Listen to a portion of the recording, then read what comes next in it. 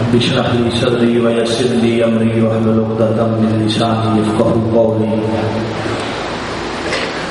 نحمده ونصلي ونسلم ونبارك على سيد الانبياء والمرسلين وعلى آله واصحابه وازواجه اجمعين.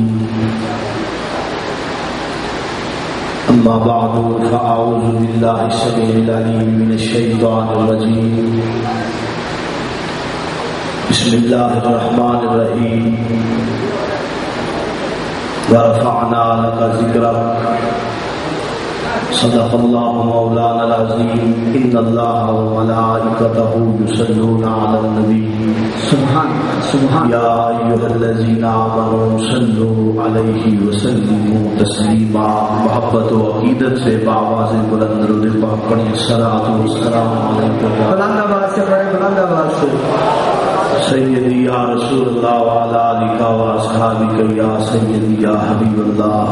الصلاۃ والسلام علیک یا رحمۃ للعالمین وعلی آلہ و اصحابہ یا خاتم النبیین. اللہ تبارک و تعالی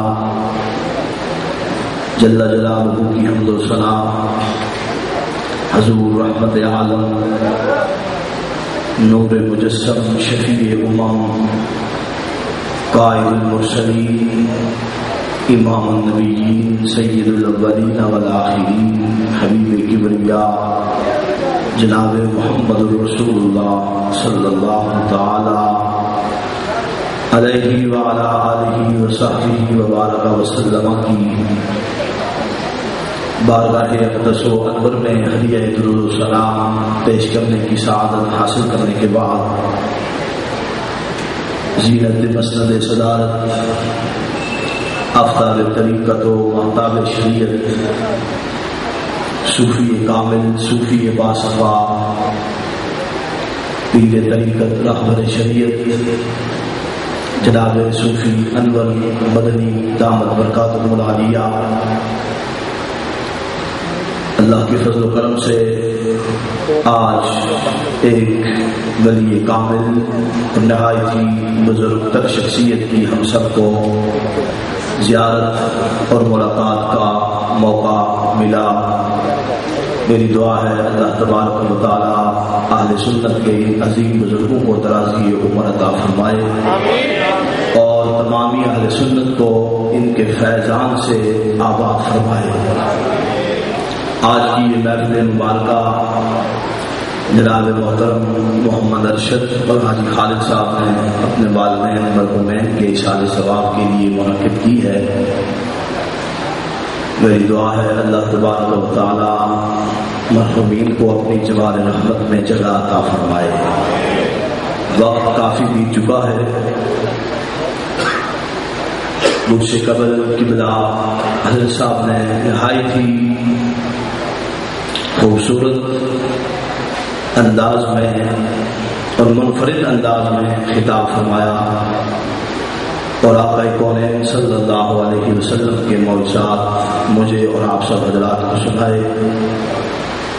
یوں لگ رہا تھا یہ مرد قلندر جب سے دربار مصطفیٰ میں حاضر ہوا ہے تاجدار محمد خزرا نے ان کی دنیا کو بھی سوار دیا ہے، ان کی قبر و حشر کو بھی سوار دیا ہے. اور کتنے خوش بخت اور نیک بخت ہیں وہ لوگ کہ جنہیں تاجدار محمد خزرا کی بارگاہ کی حاضری نصیب ہوتی ہے، اس بارگاہ میں حاضر رہنے کا موقع ملتا ہے، اس پاک پیغمبر کی مجلس میں اور آپ کے روضہ پاک میں حاضری کی توفیق ملتی ہے. نبی کائنات صلی اللہ علیہ وسلم کے روضہ پاک کے حوالے سے قبلہ پیر صاحب بھی بیان فرما رہے تھے اور بہت سارے محدثین نے یہ مسئلہ بیان فرمایا ہے. خاص طور پر قاضی یاد مالکی نے شفا شریف میں لکھا ہے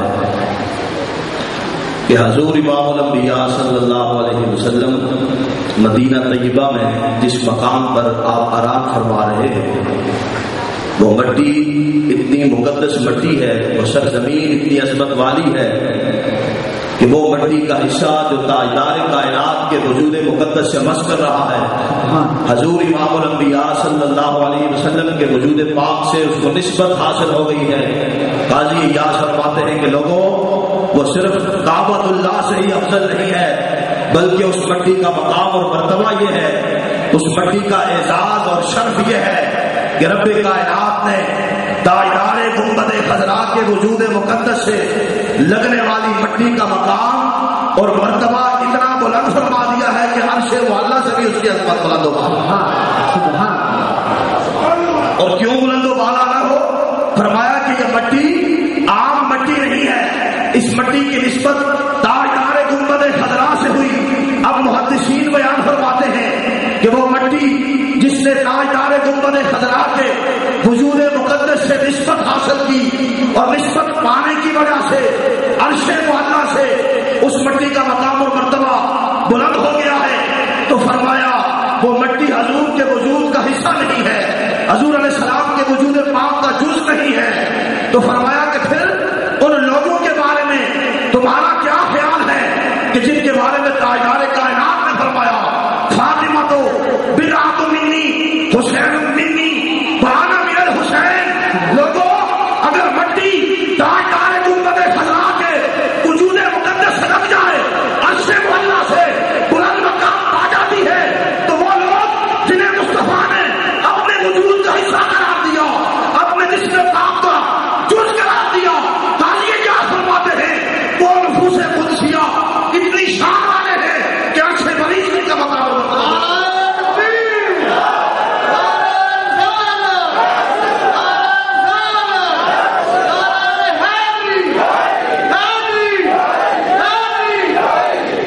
وہ نفوس قدسیہ جن کے وقوع وجود مقدس کے اندر تاجدار گنبد خضرا کا خون دوڑ رہا ہے، جنہیں نسبت مصطفیٰ ہی نہیں بلکہ اولاد مصطفیٰ اور مصطفیٰ کی ذریت اور اہل بیت اہل پاک ہونے کی عزت اور شرف و اعزاز ملا ہے۔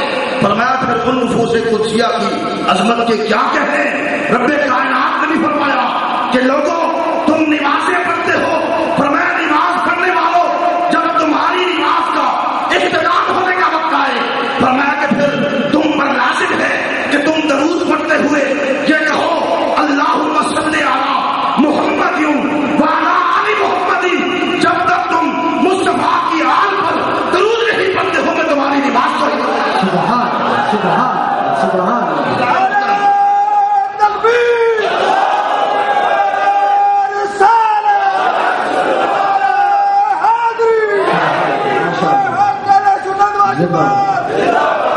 عزیزان محترم، وقت کی نزاکت کو ملحوظ خاطر رکھتے ہوئے ایک بات اللہ پیر صاحب نے حکم فرمایا کہ سیرت کے حوالے سے بھی میں کچھ عرض کروں، تو سیرت کے حوالے سے بڑا پیارا ایک واقعہ میرے ذہن میں ابھی آیا کہ حضور امام الانبیاء صلی اللہ علیہ وسلم نے جب مکہ شریف کی ان گنجان وادیوں کے اندر کہ جب کوئی لا الہ الا اللہ پڑھنے والا نہ تھا، جب کوئی محمد رسول اللہ کہنے والا نہ تھا، جب اللہ کی بارگاہ میں کوئی سجدہ ریزی کرنے کے لیے تیار نہ تھا، اس وقت کی بات ہے کہ جب بیت اللہ شریف کے اندر، کعبہ شریف کے اندر جو اللہ کا گھر تھا جسے آدم نے بنایا، ابراہیم خلیل اللہ نے بنایا، اسماعیل ذبیح اللہ نے بنایا تھا، اس کعبہ کے اندر، اس بیت اللہ شریف کے اندر کہ جس کا آج سڑک سے لے کر غرب تک، اول سے لے کر آخر تک پوری دنیا کے شرق و غرب سے مسلمان آتے ہیں، جس کا طواف کرتے ہیں، جس کی طرف منہ کر کے نماز پڑھتے ہیں، یہ وہ کعبہ تھا کہ جس کے اندر 360 بت موجود تھے، بتوں کی غلاظت موجود تھی، بتوں کی پوجا کرنے والے کافر موجود تھے۔ جب تاجدار کائنات نے وہاں کعبہ شریف کی ان مقدس وادیوں میں لا الہ الا اللہ کا نغمہ دنیا والوں کو سنایا، محمد رسول اللہ کا پیغام دنیا کو سنایا، اہل مکہ نے حضور کی مخالفت کی، حضور کی دشمنی کی، حضور کے اپنے جو تھے قریبی رشتے دار تھے حضور کے مخالف ہوئے، حضور کے دشمن ہوئے، تاجدار کائنات کے خلاف پروپیگنڈا کرتے ہوئے صرف ان کی مکہ تک دشمنی محدود نہ رہی، ابو جہل نے باقاعدہ طور پر حبیب یمنی کو یمن سے بلا لیا، حضور کی بارگاہ میں مناظرہ کرنے کے لیے، حضور سے بات کرنے کے لیے، حضور کا مقابلہ کرنے کے لیے۔ جب حبیب زمین میں پہنچا، ابو جہل اپنا لشکر لے کر، شیطانی لشکر لے کر، طاغوتی لشکر لے کر اور کافرانہ اور مشرکانہ لشکر لے کر حضور علیہ السلام کی بارگاہ میں جانے لگے۔ ابو جہل نے کہا حبیب یمنی، یہاں ایک ہمارا بھتیجا جسے محمد کہتے ہیں اس نے ایک نیا دین شروع کر رکھا ہے، نیا پیغام دے رہا ہے، نئے الہ کی طرف بلا رہا ہے، ہمارے معبودان جو ہے ان کے خلاف ہر صبح و شام مخالفت ہو رہی ہے۔ حبیب یمنی تجھے اس لیے بلایا ہے کہ تو بڑا زیرک آدمی ہے، بڑا دانا آدمی ہے، بڑا عقل مند ہے، بڑا ہوشیار ہے، بڑا علم والا ہے۔ اے حبیب یمنی آج ذرا آ کر تاجدار کائنات کے پاس بیٹھ اور ان سے کچھ ایسے سوال کر تاکہ وہ تیرے سوالوں پر لاجواب ہو جائیں، ان کے دین کی خدمت جو دین کا جو سلسلہ ہے وہ یہاں ہی ختم ہو جائے، اسلام یہاں ہی مٹ جائے۔ لہذا اسی کوشش پر، اسی مقصد کو حاصل کرنے کے لیے حبیب یمنی کو جب بلایا گیا حضور علیہ السلام کی بارگاہ میں پیغام دے گا۔ ادھر کفار کا لشکر ہے، ادھر حضور امام الانبیاء صلی اللہ علیہ وسلم ہے۔ جب حضور کی بارگاہ میں یہ پیغام لے کر ایک شخص حاضر ہوا کہ حضور آپ کو وہاں بلایا جا رہا ہے، کچھ لوگ آپ سے ملاقات کرنا چاہتے ہیں، حبیب یمنی آیا ہے، تاجدار کائنات نے فرمایا کہ اے کاشر وہ خود نہیں آیا ہے، تاجدار کائنات نے خود اسے بلایا ہے۔ سبحان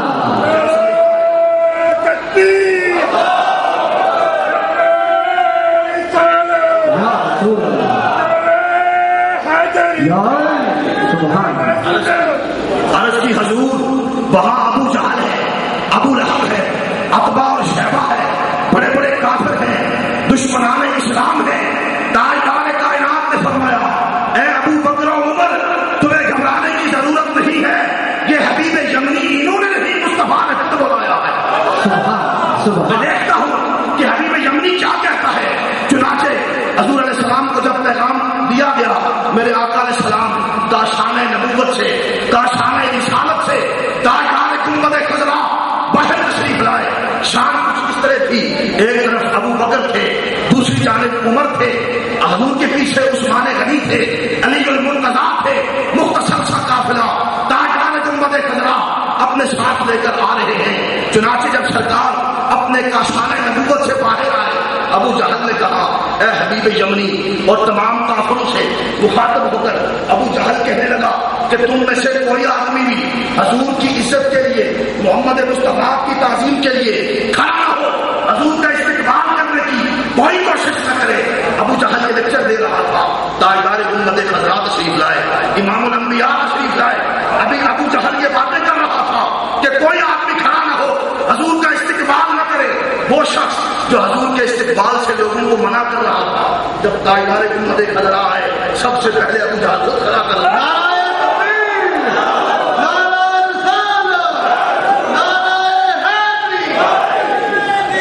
ابو جہل خود کھڑا ہوا۔ جب ابو جہل کھڑا ہوا، ساتھ والے جو کافر تھے کہا جب ہمارا سردار کھڑا ہو گیا تو ہم کیوں بیٹھے؟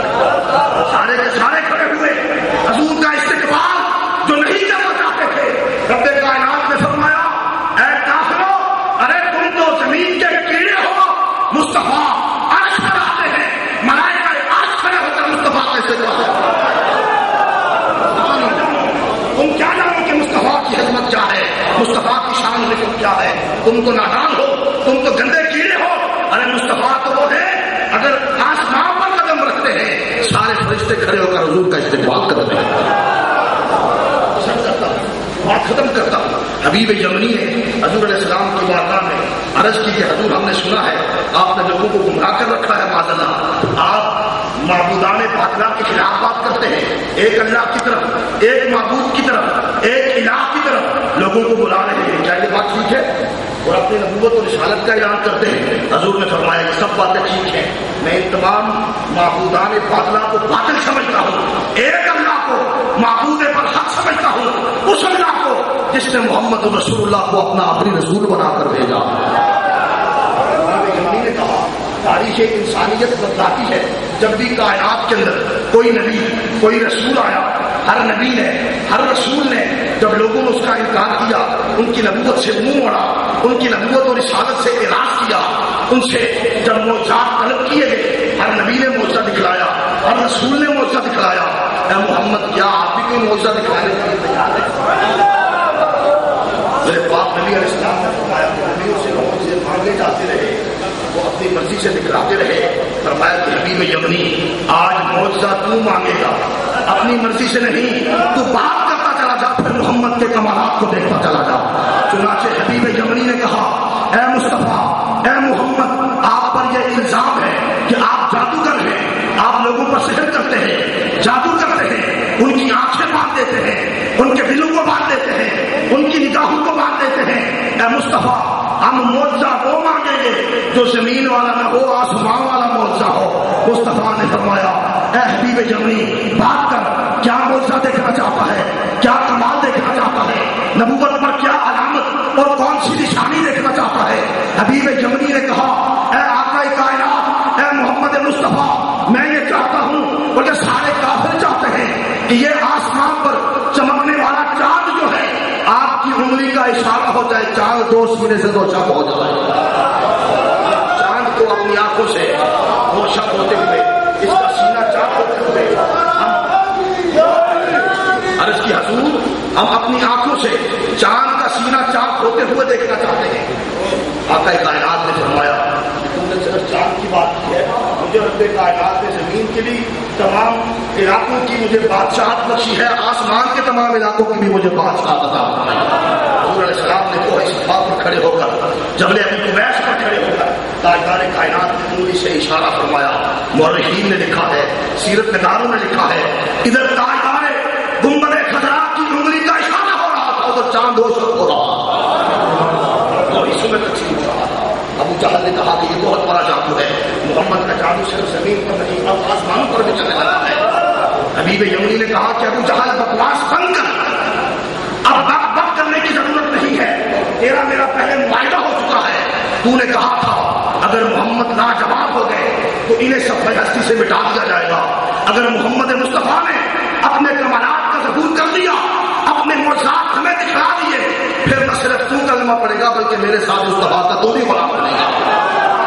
ابو جہل میں نے دیکھ لیا ہے کہ مصطفیٰ جادوگر نہیں ہے، جادوگر کا جادو صرف زمین کی حدود تک محدود ہوتا ہے. مصطفیٰ نے انگلی کے اشارے سے اگر چاند کو ٹکڑے کر دیا ہے، یہ جادو کا کمال نہیں، مصطفیٰ کی نبوت کا کمال ہے.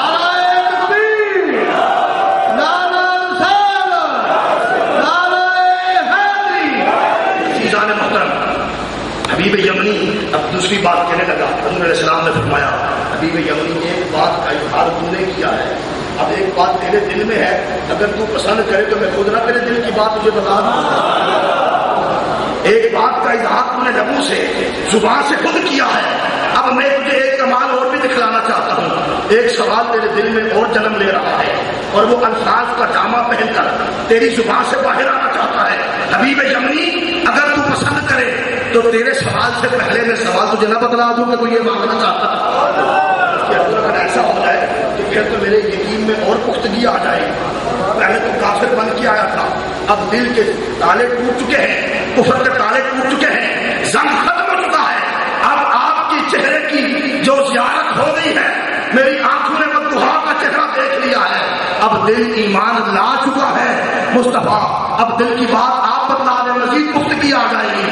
میرے مصطفیٰ نے فرمایا حبیب یمنی تیرے دل میں یہ خواہش جنم لے رہی ہے، یہ تمنا ابھر رہی ہے کہ تیری ایک اکلوتی بیٹی ہے جو ہاتھوں اور پاؤں سے معذور ہے، آنکھوں سے معذور ہے، کانوں سے معذور ہے. تو یہ چاہتا ہے کہ وہ صحیح ہو جائے، سلامت ہو جائے، اپنے پاؤں سے چلنا شروع کر دے، اپنے ہاتھ سے پکڑنا شروع کر دے، اپنی آنکھوں سے وہ دیکھنا شروع کر دے، اپنے کانوں سے وہ سننا شروع کر دے. فرمایا کہ حبیب یمنی تو یہاں کھڑا ہے، تیرے گھر پہنچنے سے پہلے تیری بیٹی سلامت ہو جا، تیری بیٹی سلامت ہو چکی ہے. حبیب یمنی انہیں قدم بھاگتا ہوا یمن کی طرف آیا، گھر پر دستک دی. تھوڑی دیر کے بعد وہی بیٹی جسے اپاہج چھوڑ کر گیا تھا، جسے لولی اور لنگڑی چھوڑ کر گیا تھا، جس کی آنکھوں میں بینائی نہ تھی، جس کے کانوں کے اندر قوت سماعت نہ تھی، جو قوت بصارت سے، قوت سماعت سے، ہاتھوں اور پاؤں سے معذور تھی، تاجدار گنبد خضرا کا کرم ہوا، حضور کی نظر ہوئی. وہی بیٹی دروازہ کھول کر باپ کا استقبال کرتی ہوئی باہر آتی ہے.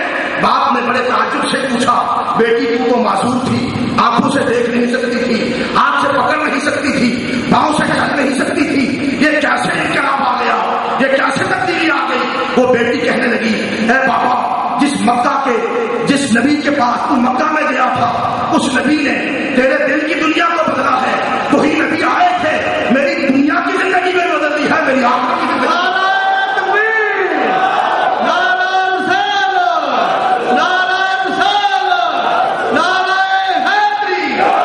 بابا یہ میرا کمال نہیں ہے, یہ اسی بلدین صرف والے پیغمبر کا کمال ہے جس نبی نے مکہ کی سرزمین پر تجھے کلمہ پڑھایا ہے.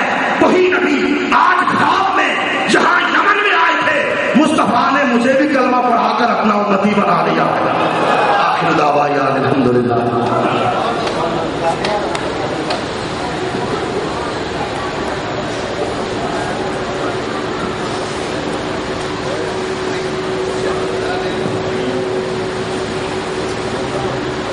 أعوذ بالله من الشيطان الرجيم. بسم الله الرحمن الرحيم. قل يا أيها الكافرون لا أعبد ما تعبدون ولا أنتم عابدون ما أعبد ولا أنا عابد ما عبدتم ولا أنتم عابدون ما أعبد لكم دينكم ولي دين. بسم الله الرحمن الرحيم. قل هو الله أحد الله الصمد لم يلد ولم يولد ولم يكن له كفوا أحد. بسم الله الرحمن الرحيم. قل هو الله أحد الله الصمد لم يلد ولم يولد ولم يكن له كفوا أحد. بسم الله الرحمن الرحيم. قل هو الله أحد الله الصمد لم يلد ولم يولد ولم يكن له كفوا أحد. بسم الله الرحمن الرحيم. قل أعوذ برب الفلق من شر ما خلق ومن شر غاسق إذا وقب ومن شر النفاثات في العقد ومن شر حاسد إذا حسد. بسم الله الرحمن الرحيم. قل أعوذ برب الناس ملك الناس إله الناس من شر الوسواس الخناس الذي يوسوس في صدور الناس من الجنة والناس. بسم الله الرحمن الرحيم. الحمد لله رب العالمين الرحمن الرحيم مالك يوم الدين. إياك نعبد وإياك نستعين. اهدنا الصراط المستقيم صراط الذين أنعمت عليهم غير المغضوب عليهم ولا الضالين. آمين. بسم الله الرحمن الرحيم. ألف لام ميم.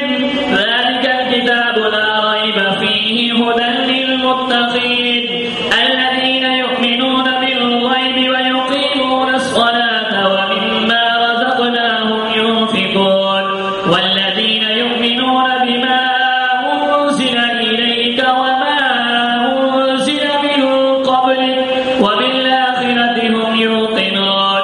أولئك على هدى من ربهم وأولئك هم المفلحون. وإلهكم إله واحد لا إله إلا هو الرحمن الرحيم. إن رحمة الله قريب من المحسنين. وما أرسلناك إلا رحمة للعالمين. ما كان محمد أبا أحد من رجالكم ولكن رسول الله وخاتم النبيين وكان الله بكل شيء عليما. إن الله وملائكته يصلون على النبي يا أيها الذين آمنوا صلوا عليه وسلموا تسليما. الصلاة والسلام عليك يا سيدي يا رسول الله وعلى آلك وأصحابك يا سيدي يا حبيب الله. سبحان ربك رب العزة عما يصفون وسلام على المرسلين والحمد لله رب العالمين. الله أكبر الله أكبر لا إله إلا الله والله أكبر الله أكبر ولله الحمد برحمتك يا أرحم الراحمين.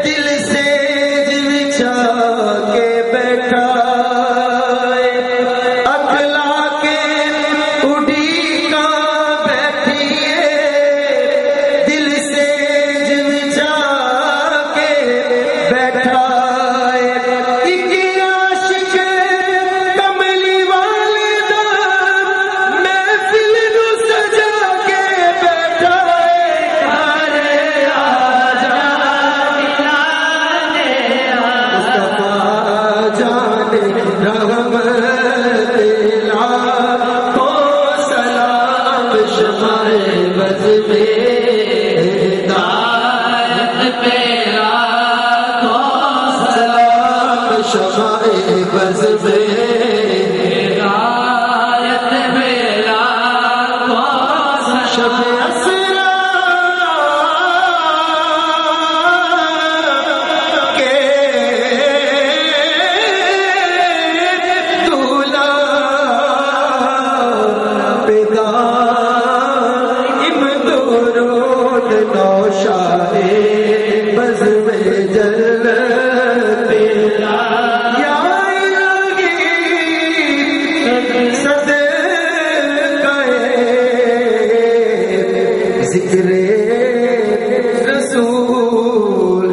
سلام آج گانا ہو قبول